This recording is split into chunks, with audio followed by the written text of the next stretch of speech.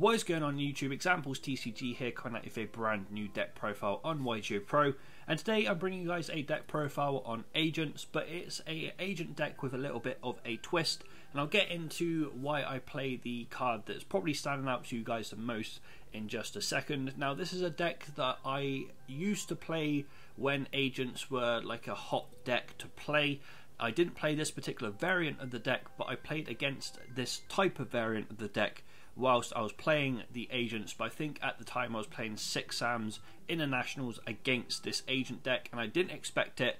I expected all of like the meta decks at the time to be out, and then this deck just got landed in front of me and I just couldn't really do anything. And it's a deck that I really wish I built back when agents were the thing, when I had all the cards for it. I don't have the cards for it now. I think I've got like one Herald of Perfection just sat in one of my tins somewhere, and I have like a few Venuses and a few Shine Balls. But I don't actually have like the major cards such as Master Hyperion and the actual agents to be able to even consider making this deck in the current stages. Now, this deck, if I was going to play it, would be more of a deck to take to like locals, for example, have a bit of fun and play the people that don't really take the game too seriously 90% of the time, because either they can't afford the funds or they're just playing the card game to have fun. Now, yes, I do compete, and yes, I do go to locals and nationals and that kind of stuff, or I will be doing so once I actually get myself into my new place and start going to my locals more often. However, this deck would be a deck that I would crack out if I had the cards to do so, just when I wanted to have a little bit of fun at my locals. But nevertheless, that's enough rambling, that's enough of me going on about stuff that doesn't really to do with the deck profile. So let's get into the deck profile itself. So the deck is called Perfect Agents, and the reason it's called Perfect Agents is because you run Herald of Perfection. So Herald of Perfection kind of gives you that like perfect aspect to the agents decks. It's not a perfect agent deck in the sense of, oh, this is the agent deck you should run, but it's the actual name that I felt would be appropriate for the deck such as Sworn Samurai that I brought you guys a few days ago. So the first card I play is 3 copies of Master Hyperion. This card is basically no YuGiOh for your opponent and an insta-win for yourself. As long as you can get it out on the board and you can go off with it, then your opponent can't really do too much about it. So it is a card that I would suggest running at 3 if you are going to run a agent deck of any kind, because it is so good. So I run 3 copies of Master Hyperion in the deck. I then run 3 copies of Agent of Mystery Earth. This is your tuner of the deck, which allows you to get into most of your synchro plays, if not all of your synchro plays, hence why I do run 3 copies of Agent of Mystery Earth. There is no other tuners in this deck whatsoever that I can, apart from Herald of the Orange Light. Ignore what I just said. There is another tuner, but the main tuner is obviously your Agent of Mystery Earth. Herald of Orange Light is really there for its effect rather than its actual tuner ability, but I'll get to that a little bit later on. But I do run 3 copies of Agent of Mystery Earth. Now, a debatable card to play in this deck would be Agent of Miracles Jupiter. A lot of people that I've seen that actually run the agent deck themselves in the current format do not run any Jupiters at all. I've seen a splash of Jupiter here and there in decks, but it is one of those cards that a lot of people do not play. I play it just because it's an 1800 beta and it can come in quite useful in this particular build. I don't see the reason for running 3. I think 3 is too much. I think 2 is ideal, but you could probably get away with playing 1 copy as well. So I do run Agent of Miracles Jupiter.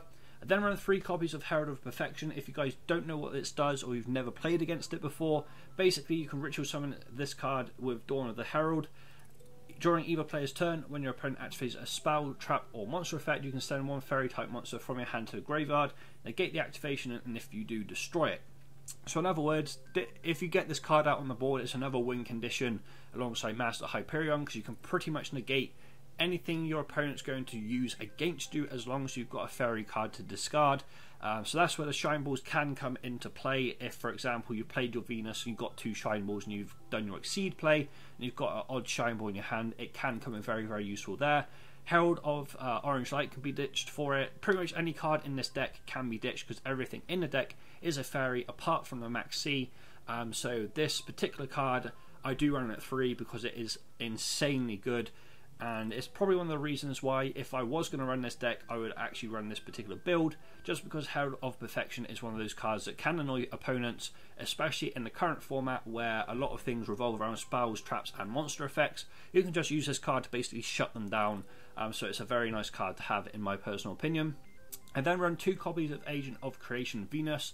I don't see the need to run 3, especially if you get 1 Venus out, you're more than likely going to go into your shine balls from that 1 Agent of Creation Venus, and again the other one can either be used for Herald of Perfection, or you can use it for a Exceed or a Synchro play.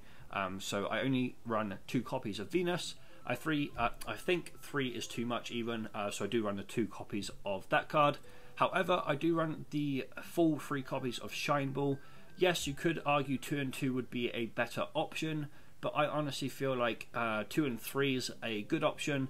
As I said, you want your fairies to be able to discard for Herald of Perfection, and if you do use Venus to go into your Shine Balls, you can then obviously go into most of your Exceeds, because most of the Exceeds even I run in this deck, bar 1, is a rank 2. So these cards can go into pretty much any of those, which is quite handy. I then run 2 copies of Herald of Heaven. I can't pronounce its first parts, hence why I skipped over it. But basically, I can discard the card to add a Sanctuary to the Sky from my deck to my hand, and if Sanctuary in the Sky even is not face up on the field, I have to destroy this card. So in other words, you can destroy the Herald of Heaven, get a Sanctuary of the Sky into your hand, and then you can play, say, your other Herald of Heaven, and you have a 2100 beat on the board. And Sanctuary in the Sky is a really nice card to have in this deck. I'll get to that when I get to it, but I do run 2 copies of Herald of Heaven. I do run 2 copies of Christia. This is one card that if I was going to run the deck and I play tested it and I found that 2 was too much, I would cut down to 1, but I do run 2 Christias in the deck at this moment in time. If you have exactly 4 fairy type monsters in your graveyard, you can special summon this card from your hand. When you do target 1 fairy type monster in your graveyard, add that target to your hand. Neither player can special summon monsters. If this face up card would be sent from the field to the graveyard, it returns to your top of your deck instead. Basically, what happens with Christia is you can play Christia and you can get stuff back for your Herald of Perfection even. So if you play Herald and it's on the board and then you can summon Christia next turn, you can then just recycle cards for Herald of Perfection and just lock your opponent out of the game that way. I would say that if you were going to run the deck, I would recommend running 1 copy. But I have a slight inkling that I may end up actually making this deck at some point. I do want to try and playtest 2 Christias, hence why I do have 2 Christias in this build. But if you were going to take my personal opinion on Christia, I would only run the 1 copy, because 9 times out of 10, if you've got Herald of Perfection on the board, you don't really need Christia to replenish anything, because you should be able to just use Herald and your hand. However, Christia is nice to replenish your hand for Herald of Perfection. That is why I have 2 copies in this particular build.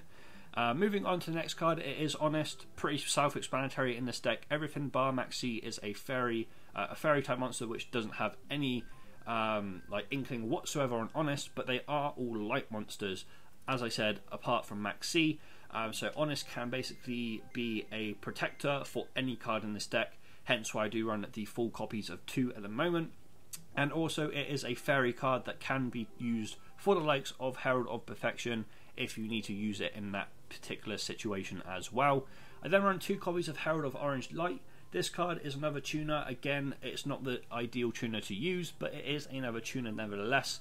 And during either player's turn, when an effect of an opponent's monster is activated, you can send this card and 1 other fairy type monster from your hand to the graveyard. Negate the activation, and if you do, destroy it. So if you don't have your Herald of Perfection out at that particular moment in time, you can just use Herald of Orange Light, discard, say, a Shine Ball as well, and just negate the activation of a monster effect and also destroy that card as well. However, 9 times out of 10, Herald of Perfection will be out on the board before Herald of Orange Light even reaches my hand, so Herald of Orange Light would be used just for a Herald of Perfection play. However, they are nice to have in the deck, and they are cards that can save you in certain situations, so I do run 2 copies. I think 3 copies would be too much, but 2 copies is ideal, a little bit like the Jupiters. So I do run 2 copies of Herald of Orange Light. And then I run the 1 copy of Max C, because a lot of the decks, a lot of the decks even that you're going to be facing in the current format, or a lot of the decks that people would play for fun, will more than likely go through special summoning and obviously Maxi allows you to draw cards, and therefore with regards to Maxi, it will get you into your plays a lot quicker if your opponent doesn't know what deck you're playing. Say for example, turn 1, turn 2, just drop Maxi when they're about to special summon stuff, draw into your plays, and literally go off from there. Obviously Maxi can become a card that you don't want to see at some point in time in this particular build. For example, if you've got into your Hyperions or your Perfections already, you don't really want to see Maxi because you don't really want to draw into stuff unless you don't have any fairies for Herald of Perfection. Then Maxi would come in very, very handy. However, with regards to Maxi, he's more there to try and get into your plays than he is to keep your plays going, but he is a nice card to keep your plays going if you need it to do so. So I do run the 1 copy of Maxi in the deck. Then run 3 copies of Sanctuary in the Sky. This card's pretty self-explanatory, but I will go through it for you guys anyway. So if this card's in play, battle damage to the control of fairy type monsters from battle involving that fairy type monster becomes 0. So in other words, your opponent can attack any of your fairies that you've got on the board. For example, if you've got a Shine Ball just randomly in attack position and they try and attack over it with something that's, I don't know, 2300, and you've got Sanctuary in the Sky, you will not take any battle damage. However, obviously that card does get destroyed. So the Sanctuary in the Sky can save you a hell of a lot. I do not run any terraformings in the deck, and the reason behind that is because I run the 2 copies of Herald of Heaven, so they are essentially terraforming in their own right. So I do run 2 copies of that over terraforming. Again, if I do end up making this deck and I playtest it and I find that Herald of Heaven doesn't work, then I will use terraformings in place of Herald of Heaven. However, Herald of Heaven should be the only card you really need to get your Sanctuary in the Skies, hence why I don't run any terraformings. I then run 2 copies of Dawn and the Herald and 1 copy of Advanced Ritual Art. This is obviously for your Herald of Perfections even. I can't even speak. But basically, these cards allow you to summon your Herald of Perfections. So I do run the 2 copies of Dawn of the Herald and 1 copy of Advanced Ritual Art. I would, in the past, have run just literally 3 copies of Dawn of the Herald, but I think 2 of that and 1 copy of Advanced Ritual Art is what you need in a deck. Hence why I do run the 2 and 1. Next card is Valhalla, Hall of the Fallen. Once per turn, if you control no monsters, you can special summon 1 fairy type monster from your hand. An absolutely insane card to have, especially if you have nothing and you have Hyperion in your hand. You can literally just go, yeah, I'm going to summon Hyperion, what are you going to do about it? Especially with the fact that Hyperion is so good and you don't have to tribute for it if you do have Valhalla played. And 9 times out of 10, like if I'm going second and I see Valhalla and I see Herald, Master Hyperion even, I'll be like, yeah, okay, you've just flooded the board. I'm just going to go Valhalla, Hall of the Fallen, special summon Master Hyperion, and just literally go off from there. However, Valhalla can be one of those cards you don't want to see in the late game. For example, you could have a full board and draw into Valhalla, and you're like, oh, okay, that's a dead draw. Or you could have nothing on the board, but even if you did have Valhalla, you'd probably end up losing even if you summon something. So Valhalla can be a hit or miss card. However, it's a very, very nice card to see in the early game.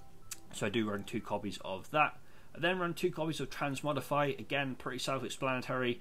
But if you guys want me to explain it, which you probably do, I will. For example, if you have something like a Herald of not Herald of Perfection, Jesus Christ, Herald of Orange Light on your board, you can then obviously tribute that to make it into, say, a Venus, go into your Shine Balls, go into an Exceed. If you've got a Venus on the board, you can go into a level 4, such as your Jupiter, your Honest, or your Herald of Heaven. So that's a quite good play as well. So Transmodify is a nice card just to kind of get yourself rolling with regards to the deck. I feel like 3 copies would be too much, so I do run 2 copies in the deck. Then run 2 copies of Twin Twister, just because back row just destroys this deck sometimes, so you need that back row removal. Hence why I do run 2 copies of Twin Twisters.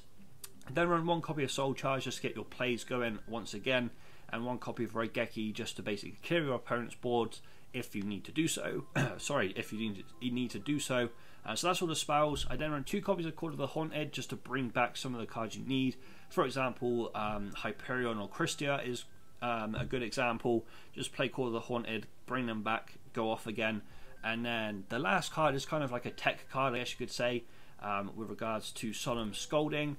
I would run Solemn Strike, however, I did type in Solemn in this particular YuGiOh, and I thought, okay, what's this Solemn Scolding card? And basically, If this is the only set card in your spell or trap card zone when a monster would be summoned, or when a spell card, trap card, or monster effect is activated, pay fee 3,000 life points, even negate the summon or activation if you destroy that card.